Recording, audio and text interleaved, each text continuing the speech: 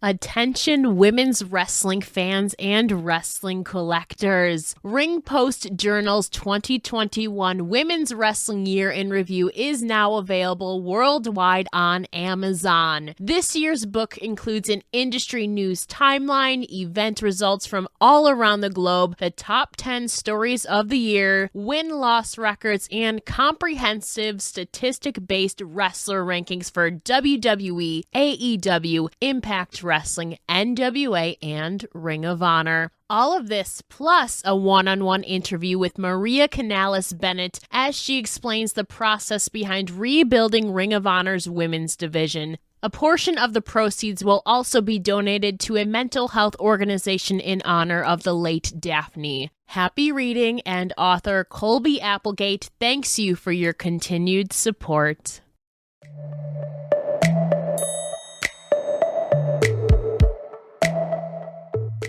Hello, everybody. Welcome to episode 243 of a Wrestling Gal podcast, providing you with the female perspective on all things wrestling. Join me, your host and wrestling enthusiast, Ella J. As today I am joined by the Rebel Buddhist, Promise Braxton. Now let's chat.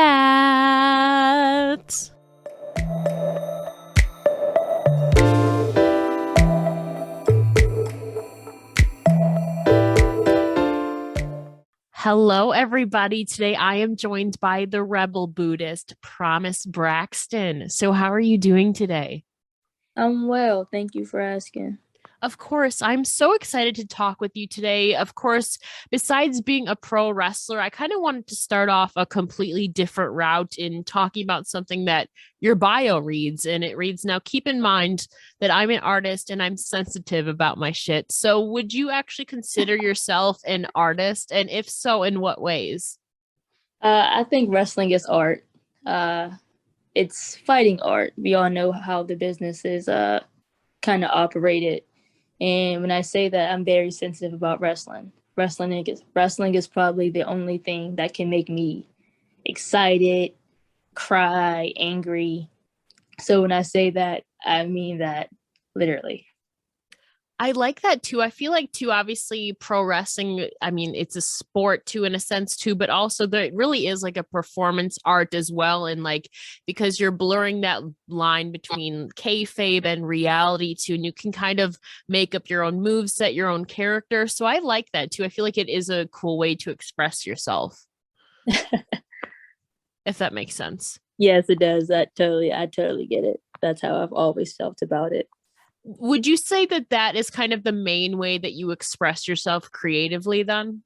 I would think so. Besides getting tattoos, wrestling is kind of like the only form where I can like be productive in doing something where I can just be myself. Definitely too. And I'm glad you bring up your tattoos because that was my next question. Obviously, tattoo is a form of expression, a permanent form. I'm curious, what was your first tattoo that you ever got? My first tattoo, it was the day before my 17th birthday. I always liked tattoos. I liked that show. I'm not sure if you remember it. Rock of Love with Bret Michaels. Yes, yes. Oh my God, go on. This is amazing already. Oh my God.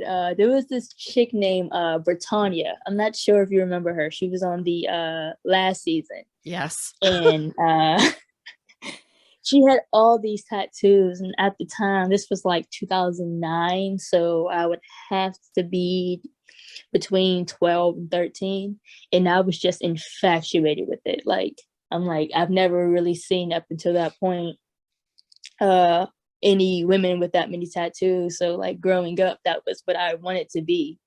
So to go back to your question, my first tattoo is a memorial tattoo for my dad who got killed earlier that year, and my grandma who passed away with colon cancer 3 years prior. And it's a dove holding some boxing gloves on my left upper arm. I love that so much. And again, I am so sorry for your loss, but you Uh, have obviously found this inner strength within yourself to keep on going. And obviously, they meant something to you. So that's always something really, really special that I think that you probably hold really close to you. Absolutely. And it's kind of funny because I hate this tattoo. Uh, Oh, I the don't design of hate it. it, or I just hate how mm, amateur it looks. So I plan on actually getting it burned off to get it redone. oh. Now, what would you change about it? Just like the shape of it, or just have it look more clean and professional, really? It's just making it more clean. A lot of my other tattoos are photorealism. Yeah. So like it sticks out because it's not photorealism. Looks like a probably like a nice 15-year-old who's a really good drawer, like sketched it up in like 5 minutes. Fair So enough too. I feel like too, especially with something that like that is deeply connected with you, you want to like it too. yeah, Yeah. exactly. Now, so I was 12 years old when in 2009 too with Rock of Love. Girl, we I feel like we should not have been watching shows like that at such a young age like that. Like like Bad Girls Man. Club was a thing too. And then like Ray J, that was a whole thing. Definitely watching shows that I should not have been at like 12, 13 years old, to be honest. Definitely, my dad did not let us watch stuff like that. Like when he found out what Flavor of Love was, he was on a tirade. Like he was like, "I can't believe you're letting them watch stuff like this. They're gonna think they have to go on the show to get a man." And, and I'm just like, I'm trying to stay cool, Dad. Like everyone in school is talking about it. I'm gonna be the only one not watching the show. Why would you do that to me? It's been a long time since I've watched what is your favorite or most memorable moment then from Rock of Love? This is turning into something and I'm here for it. Most memorable. I like it was the last season. It was the I'm not sure what it was called, but it was like that field game he made them do. It was like Yeah. the worst field game of the world. It was like they had to slide like on a like little water slide with a hot dog, give it to some thirsty guy, like strip on a pole, like run back to him. It was something so stupid. It was just like I wish I was there for it. No, what else did you watch growing up when say you're like middle school, early high school age? Middle school, early high school. I'm kind of like the same person I've always been. Okay. It was always wrestling, Family Guy, or like crappy reality TV. Like, What other reality shows? Because I watch a fair amount. I would say definitely not as much as I used to, but like growing up, there was a lot of good ones. What would be your go-to ones, obviously, besides Rocco? I watched them all, especially between that 2008 2012 era, where like I Love New York, Real Chance of Love, Real World, The Challenge, Jersey Shore, Oh, True Life. Jersey Shore. Good memories. I learned some of my first cuss words from Jersey Shore. Oh God. I know. From Snooki. What a time. Oh my gosh. Honestly, that's like my era too, like music wise too, that I really like vibe with. Literally, I have a playlist that's 2008 to 2012. What is your music taste like generally? I like some of everything, but it just flux. Like I love R&B, but I like the trap music like stuff too. Like it gets you hyped, but I love R&B music. I think R&B music would be my favorite than going into the category of like hip hop. Like people like Kendrick, Drake, uh J. Cole.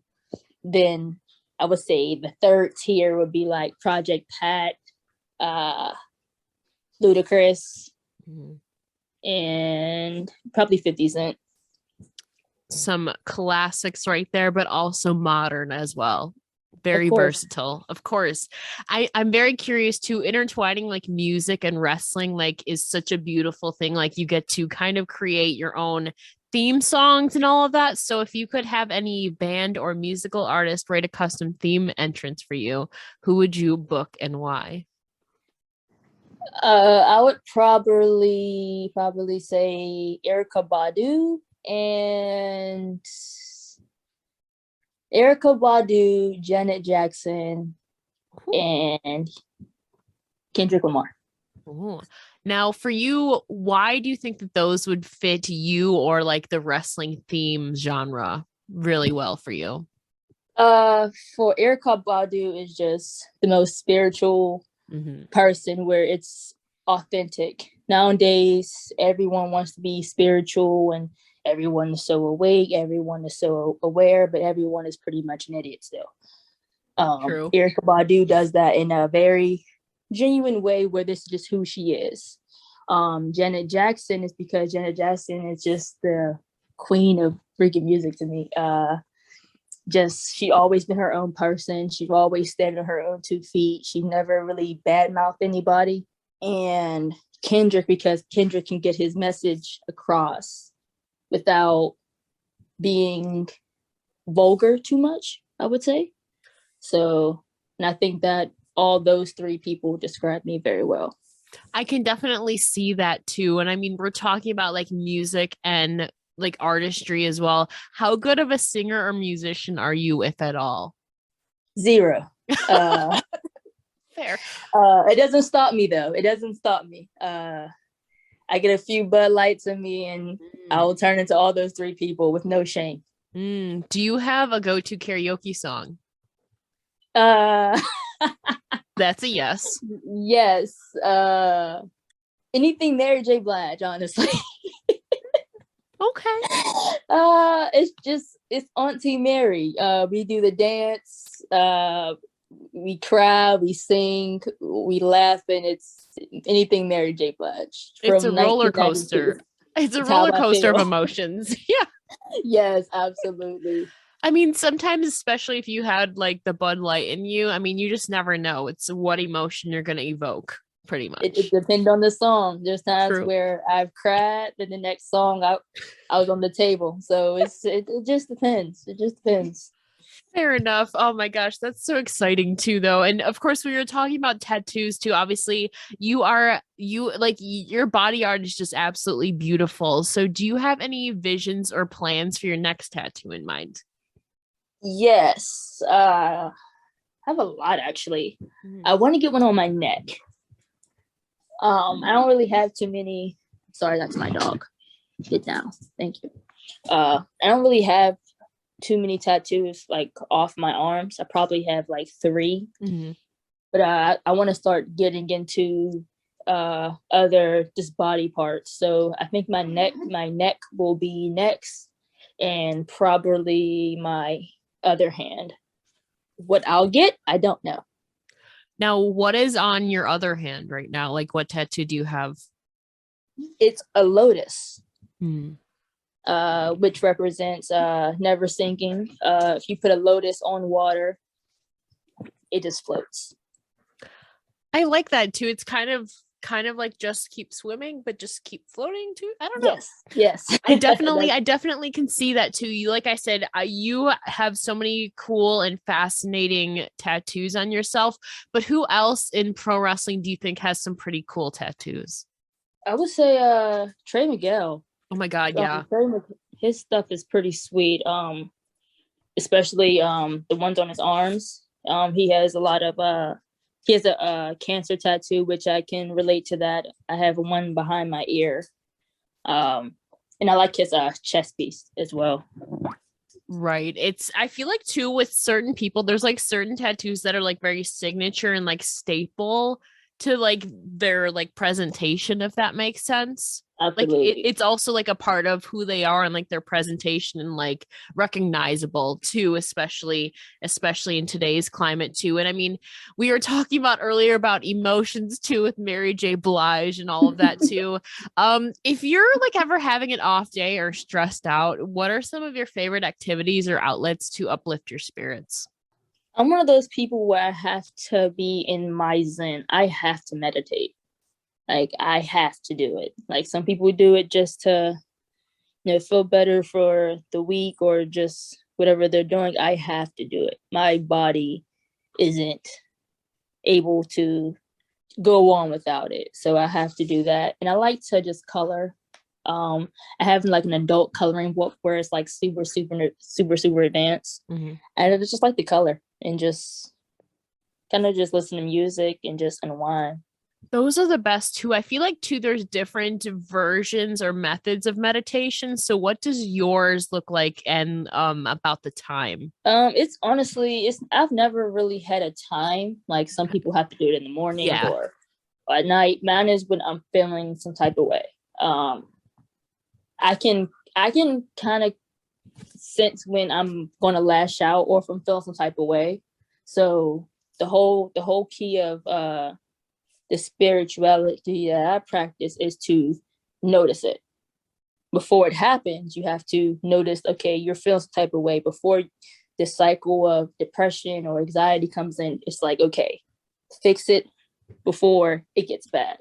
So that's when I typically meditate, and I'll just sit down or lay down somewhere, put my headphones in, listen to some affirmations or just something really probably like in nature. And sometimes I fall asleep, sometimes I'm there for the whole journey, but it just depends. I am one who surrounds myself with like affirmations in like wall art and stuff like that. It's a different form. I wouldn't call it meditation per se, but kind of along those same lines when you're trying to unwind or like boost yourself.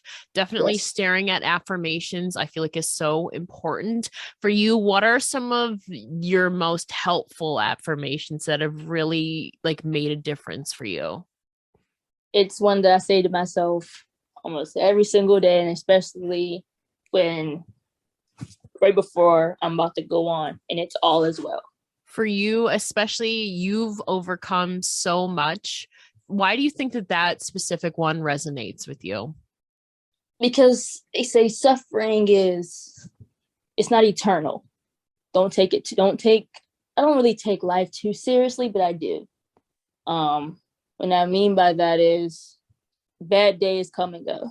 If you're going to let one bad thing that happens to you and let it, dictate your whole life, then I mean, I understand why that happens to certain people, but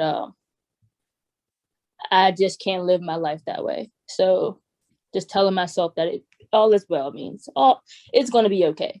Like whether you do amazing or it's absolutely horrible, it's going to be okay.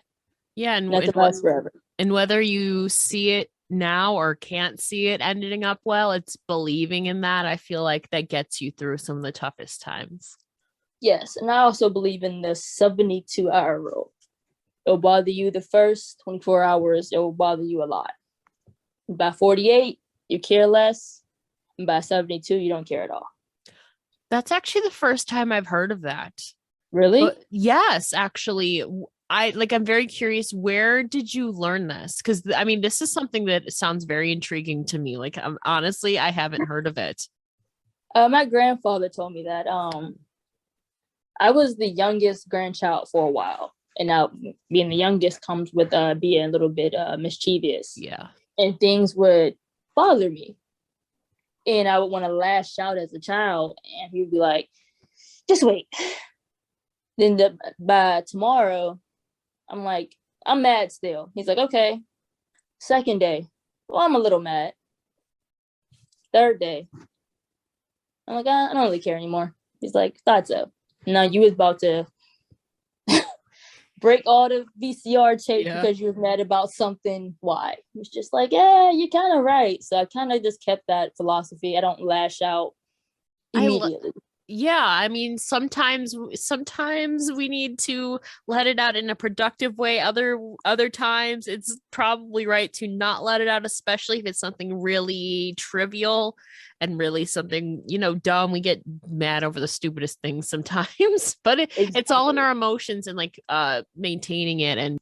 But definitely too, I feel like you are something really that struck me about you too is your genuine spirit. And I know you pride yourself on being true to yourself and being who you really are. So I kind of wanted to learn more about your journey of finding yourself because you, at least to me, appeared to be like very self assured and all of that. So was there really a specific moment for you that you really figured out yourself, you think?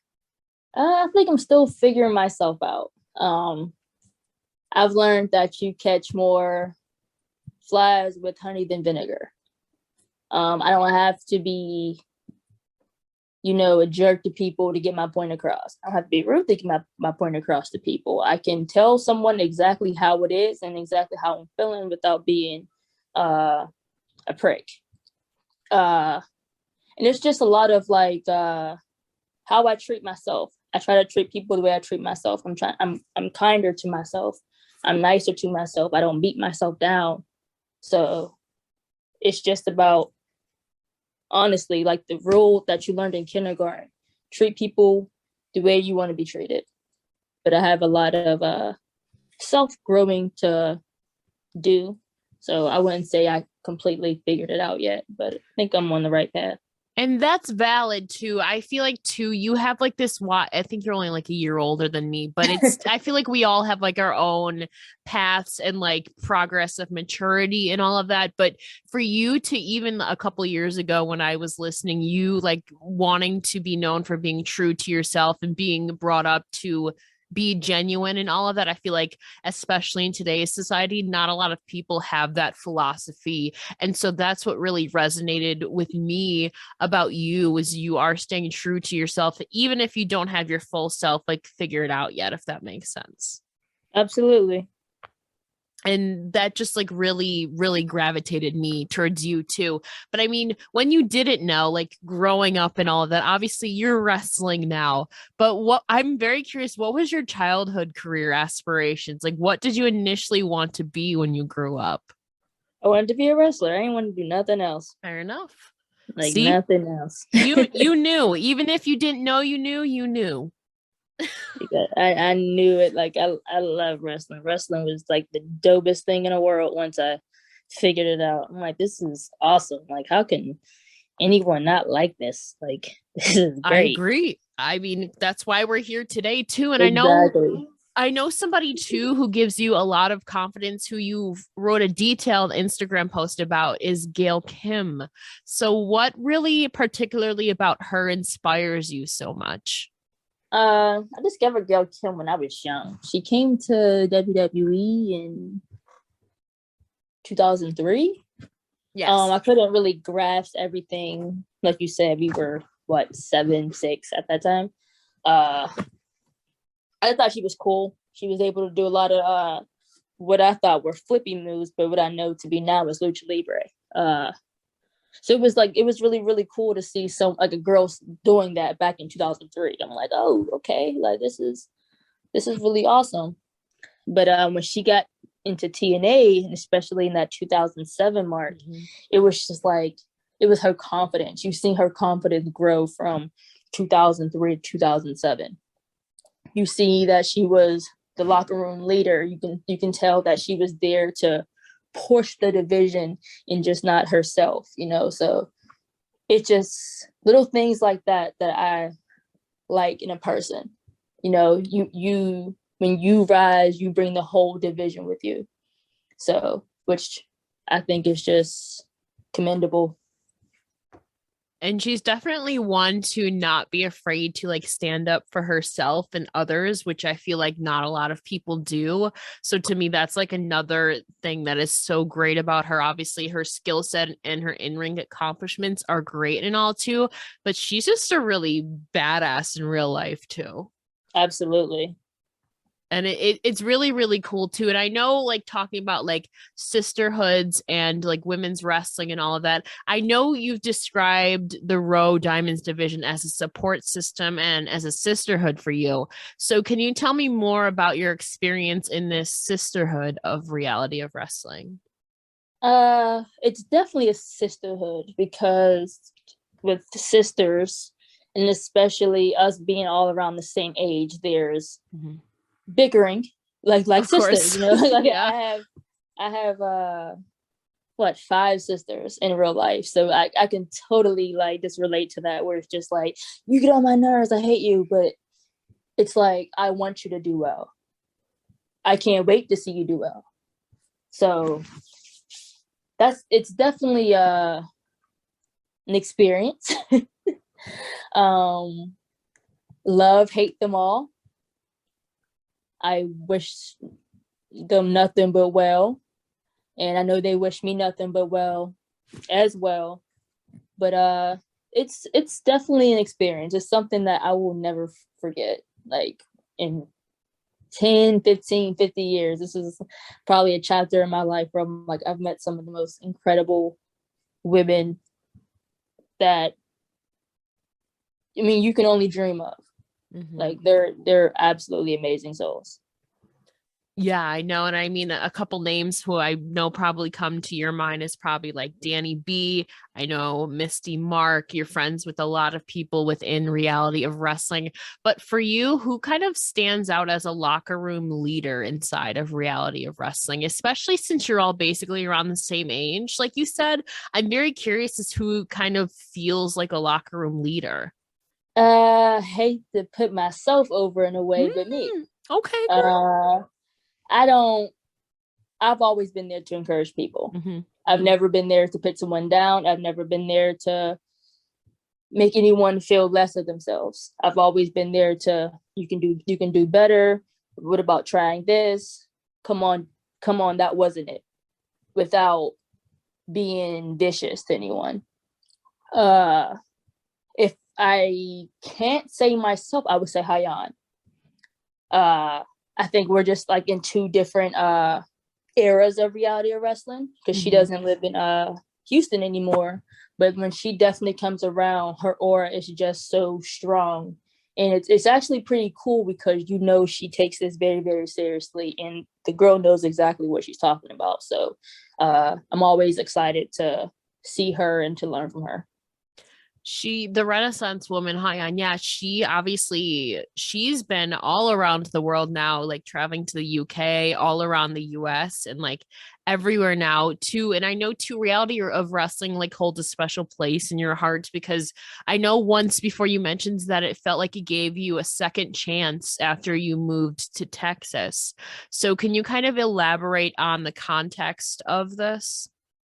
Yes. When I first moved, I didn't know if I wanted to continue wrestling. But when my mom moved to Houston, she was like, well, come down here and wrestle. And I'm like, what's down there? I don't know anything in Houston, dude.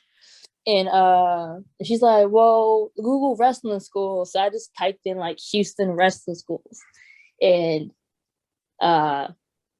Reality of Wrestling came up. So I'm like, okay.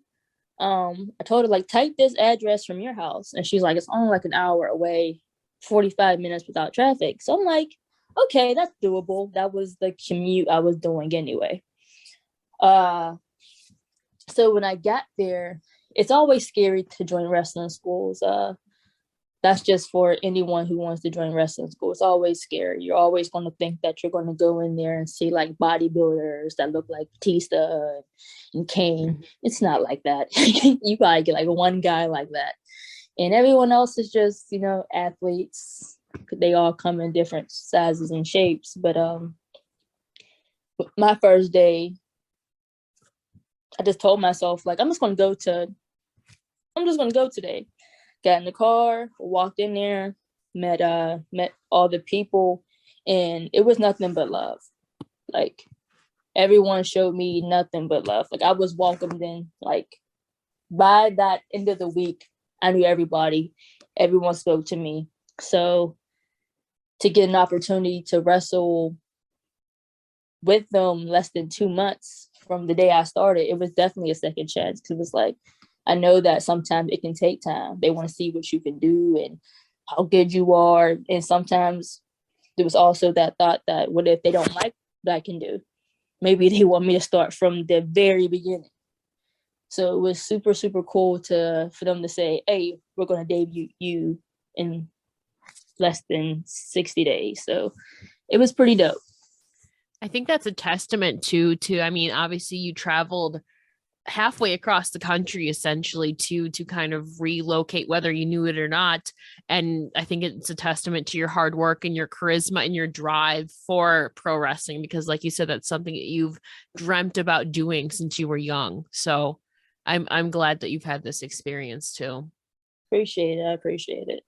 And I mean, speaking of Roe, I will actually be seeing you in person on April 2nd at the first ever Sherri Martel Classic with some of the best talent in professional wrestling. So, how does it feel being a part of this history making tournament? It's very exciting. I've always had mad love for Sherri Martel. She's just a pioneer. People always talk about her managing work, not knowing that she was a wrestler back in the 80s, and she was pretty good. So it's exciting just to finally represent the women that came before us. So, and I mean, what a stacked tournament this is. I mean, yourself, AQA, who I know is somebody that you've looked up to. Obviously, we have like Rachel Rose, there's Kelsey Reagan. There's so many people in this tournament, that 16 women. It's crazy to bring so many people together. It's really exciting, and I'm much looking forward to it. It's definitely exciting. There's people that I've never met. There's girls that I've come across before. So it's exciting to see how this lineup is going to work. If I can wrestle them all, I would. Gotta go all the way to the finals. Of course. That's in the future. I feel it for you. I'm manifesting it for you. You can do it. You can do it. Manifest that. We all know that's going to happen. True. You're not wrong about that. You're very, very true. And I mean, I'm excited. This is my first time going to Texas. So you've been living in Texas for a couple of years now. Do you have any suggestions of some places to see or eat? You got to go to Torchy's. You got to get a margarita. What kind of margarita? It don't matter. It's all delicious. If you go to Torchy's, they have this avocado, like fresh avocado, like with pico de gallo cheese. Like it's just absolutely delicious. They have this one taco. It's jerk chicken with mangoes on it, I think. Ooh. Like it's the craziest like combinations of food, but it's so good. So I think you should try it. And what's it called one more time for the listeners? Torchy's. Torchy's? Yeah. Torchys. Oh, okay. I'm going to Google this right after this, sincerely, because I have no idea where we're going to eat yet in Dallas or any of that stuff. So I need a good place where there's some good beverages, but also food. So thank you. I appreciate it. No problem. And of course, lastly, we are also in Women's History Month right now. So what are some of your personal favorite moments or matches within the history of women's wrestling? Let me think. I would say 3. Okay. Anything Gail Kim and Awesome Kong. I think that has always set the pace for women's wrestling going forward. Akira Hikaru. Just the style, the swag, the mask, the wig. It was in, I think, 97 or 98.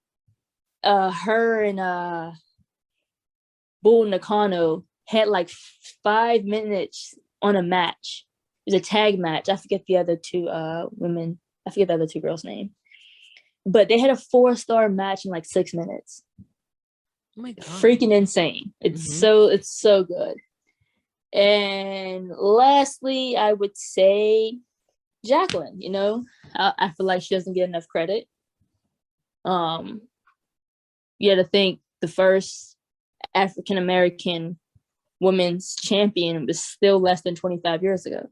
You know, it's definitely history in the making, and it's exciting to see that it has come a long way. And, you know, and in the last 25 years, there's been plenty of other girls. You know, Alicia Fox, Sasha Banks, girls like Kiera Hogan, Tasha Steelz, Jade Cargill. it's just amazing to see how Black women have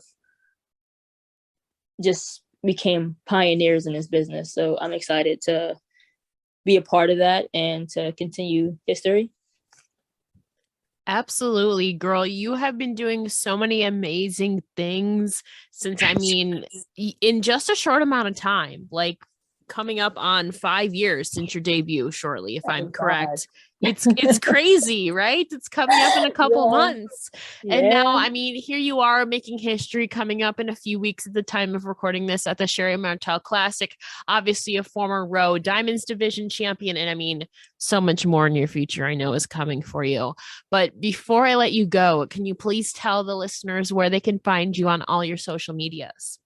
Of course, you can find me on Facebook at Promise Braxton, my Instagram at Promise_Braxton, and my Twitter at _Rebel Buddhist. Thank you so much for joining me today, Promise. It's been an absolute pleasure. Thank you so much for having me.